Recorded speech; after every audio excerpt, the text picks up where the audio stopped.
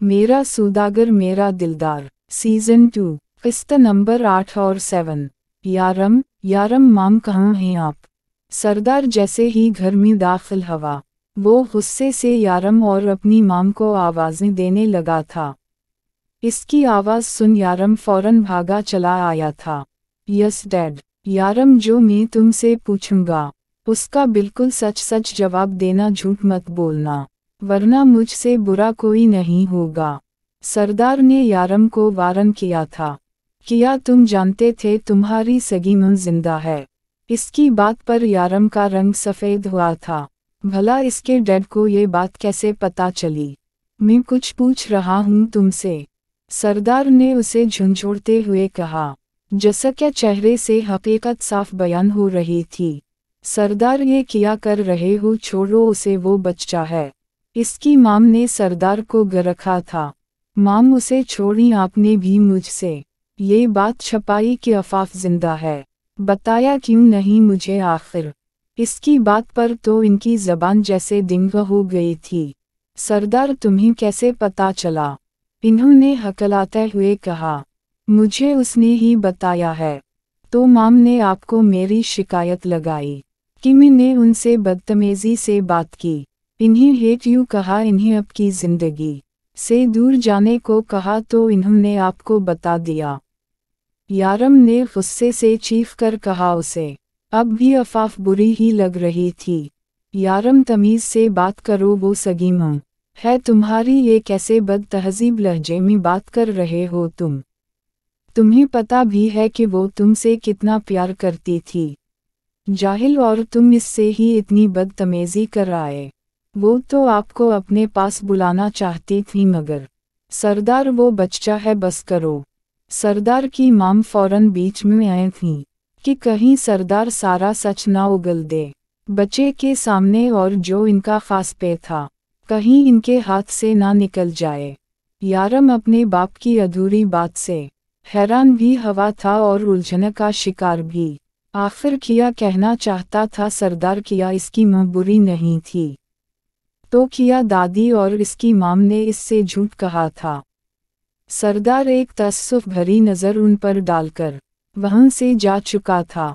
पीछे यारम कश्मकश का शिकार था और इसकी दादी उसे बहलाने लगी थीं ताकि वो अब की बातें को सीरियस ना ले, मगर वो नहीं जानती थीं कि अब यारम मामले की ता तक जाकर छोड़ेगा। अफाफ, तुम्हारी आँखें सुर्ख क्यों हैं इतनी? अफाफ जब माहिरा को छोड़ने आई तो यलदरम ने पूछा। कुछ नहीं, बस मिट्टी आँख में चली गई थी। असने फौरन बहाना घड़ा था। ओ अच्छा किया, दोनों आँखों में, असने मानी खेजी से कहा तो अफाफ ने नज़रें चराई थीं। अफाफ, मत ढाल बना करो दूसरों की, तुम्हें कब समझ आएगा? माहिरा मुझे बता चुकी है कि आज यारम ने तुमसे कितनी बदतमीज़ी की है। अफाफ ने इसकी तरफ देखा। मेरे बस में नहीं है, वो खून है मेरा, मगर देखो तो इसकी नफ़रत ने मेरी मोहब्बत को मात दे दी। असने गमगीन लहजे में कहा तो इसकी बात पर यलदरम भी दुखी हुआ था। आज यहीं रुक जाओ, इतने बड़े घर में अकेली क्यों रहती हो? ये भी तो तुम्हारा घर है अफाफ। यलदरम ने उसे बड़े भाइयों वाले लहजे में दबाव डालना चाहा। क्या करूं, एक तन्हाई ही तो मेरी साथी है। कमबख्त किसी भी हाल में पीछा नहीं छोड़ती। खैर मैं चलती हूँ। असने आँख के कोने से आंसू साफ किया और बाहर की तरफ बढ़ी। अगले दिन जब अफाफ माहिरा को लेने गई तो यारम भी इसके साथ खड़ा था। खाला जान, आज यारम भी हमारे साथ जाएगा। माहिरा इसे देखती खुशी से इसके पास भागी चली आई और अफाफ को बताया, जिसने आज खली से हड्डी पहनी थी। जसके आसतीनू ने इसके हाथों को भी ढांप रखा था। सनीकर्स पहने 2 रबन वाली पोनी किए वो स्कूल गोइंग बच्ची ही तो लग रही थी। यारम ने गौर से इसके ऊपर से नीचे तक देखा। अफाफ ने किन आँखों से यारम को देखा। ले तो जाए, मगर इनके घर वाले बाद में उनको किडनैप करने का केस ना कर दें हम पर। एक दफ़ा अपने दोस्त से दोबारा पूछ लीजिए, शायद मेरी वजह से जाना ना चाहते हूँ। अफाफ ने बेजार लहजे में कहा, मुझे कोई इतराज़ नहीं, मैं आज आपके साथ ही जाऊंगा, मैं घर बता चुका हूँ। इसकी बात और इसकी अंदाज पर अफाफ ने झटके साथ इसकी तरफ देखा, जिसने फौरन नज़रें इस तरफ मोड़ ली थीं। चली गाड़ी में बैठी। इससे पहले कि वो बैठकर लड़ाई की आवाज़ सुनकर वो इस तरफ मुतवज्जे हुई, जहाँ कुछ लड़के एक लड़के को घेरे में लिए बुरी तरह मार रहे थे, जो लहू लहान था। गाड़ी में बैठो। अफाफ इन्हीं गाड़ी में बैठने का कहती फौरन इस तरफ बढ़ी। इससे पहले कि एक लड़का हाथ में पकड़ा दाढ़ इस लहूलुहान लड़के के सर पर मारता, किसी ने बीच में ही इसकी शर्ट से पकड़ते उसे पीछे पटका था। सब ने मुड़कर इस तरफ देखा तो एक नौजवान लड़की को देख वो सब दिलचस्पी और हुस भरी नज़रों से उसे देखने लगे। क्यों अपने नाजुक हाथों को ज़ुहमत देती हो? मेरी जान, पीछे हट जाओ, बीच में मत आओ, एक लड़के ने खबासत से उसे आंख मारते कहा और दोबारा इस लड़के पर वार करने लगा, जो कुछ ही देर में ज़मीन पर अंधे मुंह लेटा था। आहा! सब ने इस लड़की को खूंखार नज़रों से देखा, जो मासूम बने खड़ी थी। बीच में तो मैं आ गई हूँ, हिम्मत है तो रोक के दिखाओ। अफाफ ने अपने हाथों के कड़ाके निकालते हुए कहा था। यारम और माहिरा दिलचस्पी से इसकी कारकर्दगी देख रहे थे, जबकि यारम बहुत पुरजोश था। कितनी ताकतवर थी इसकी मां, बगैर किसी सहारे के वो तन्हा इन सब लड़कों पर भारी पड़ रही थी।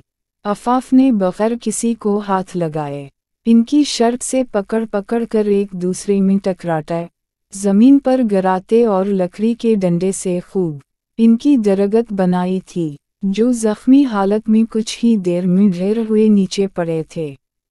उसने फौरन आगे बढ़ते इस लड़के को सहारा दिया और अपनी गाड़ी में ले जाने लगी।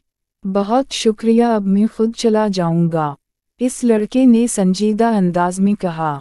तो अफाफ एकदम रुकी और तेवरी चढ़ाकर उसे देखा। चुपचाप गाड़ी में बैठो, तुम इस हालत में नहीं कि मुझे इनकार कर सकूं, अफाफ ने गरख कर कहा। चेहरा अलबत्ता उसने अब तक नहीं देखा था इस लड़के का, क्योंकि वो खून और इस लड़के के लंबे बालों से ढका हुआ था। अफाफ ने उसे फ्रंट सीट पर बिठाया और बेल्ट लगाई। बच्चे बहुत गौर से उस शख्स की तरफ देख रहे थे। अफाफ जैसे ही गाड़ी में बैठी और डरायुनक शुरू की, उसने इस शख्स से पूछा, घर कहाँ है तुम्हारा, कहाँ जाना है तुम्हें? यतीम खाना। इसके लफ्ज़ों पर वो दिंगर रह गई थी। इसकी आवाज़ और बात दोनों संजीदा थीं। अफाफ को अपना दिल पता नहीं क्यों एकदम तारीकी में डूबता हुआ महसूस हुआ था। उसने एक नज़र बैक सीट पर बैठे बच्चों को देखा, जो परेशानी से इस नौजवान का बहता खून देख रहे थे। अफाफ ने फौरन यलदरम को कॉल की। यलदरम, मैं कीनट के बाहर आ रही हूँ, फौरन वहाँ पहुँचो और बच्चों को घर ले जाओ। अफाफ ने ज़रा खैर आरामदा लहजे में कहा, क्यों, तुम कहाँ हो, किया घर नहीं आओगी? आज तो यारम भी आया है। यलदरम ने नासमझी से पूछा। वो लड़की जो अपने बच्चे से मिलने के बहाने ढूंढती थी, आज जब उसका बच्चा घर आ रहा था तो वो बाहर से ही जा रही थी। यलदरम, बात को समझो, मेरे पास वक्त नहीं, उसने चबा कर कहा और कॉल काट दी। यलदरम फौरन गाड़ी लेकर निकला था। खाला जानी, आज यारम हमारे घर आ रहा है, क्या आप हमारे साथ घर नहीं जाएंगी? माहिरा ने इसकी सीट से आगे को लटकते पूछा। नहीं बेटा, आप देख रही हो ना भाई की तबीयत खराब है, मैं अभी भाई को डॉक्टर के पास लेकर जाऊंगी। उसने एक नज़र यारम के चेहरे के तासुरात जांचते कहा था, जिस पर अजीब सा तासुर था। इसकी मां एक गैर के लिए भी इतनी फिक्रमंद थी, तो न जाने इसके लिए कितनी होती। यारम ने दुखी दिल से सोचा, वो यारम आपसे सूरी करना चाहता था। माहिरा ने यारम को कोहनी मारते हुए कहा, जिस पर अफाफ ने तज्जुब से यारम को देखा। मुआफ़ी, वो भी मुझसे यारम सरदार मांगेंगे, ये तो मुजिज़ा ही हो गया। अफाफ ने हंसकर कहा क्या ज़माना आ गया था, अब उसका बच्चा इससे बदतमीज़ी करके मुआफ़ी भी मांगेगा। सूरी मुझे कल और पहले भी आपसे बदतमीज़ी से बात नहीं करनी चाहिए थी, यारम ने अटक अटक कर कहा।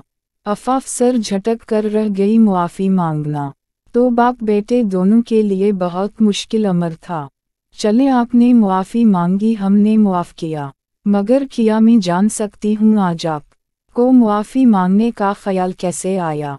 अफाफ ने असकू देखते कहा, बस मुझे मेरी गलती का एहसास हो गया तो मैंने मांग ली।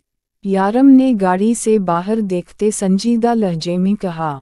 वो अफाफ को इस चीज़ की भनक भी नहीं लगने देना चाहता था कि वो परेशान है कल की अपने बाप की बातों से। वो बहुत सी बातें सोचने पर मजबूर हो गया था। आज जो वो अफाफ के साथ दिन गुजारना चाहता था, इस नौजवान को देखते उसे फिर नए सिरे से गुस्सा चढ़ा था, जिसकी वजह से इसकी मां उसे टाइम नहीं दे पाई थी।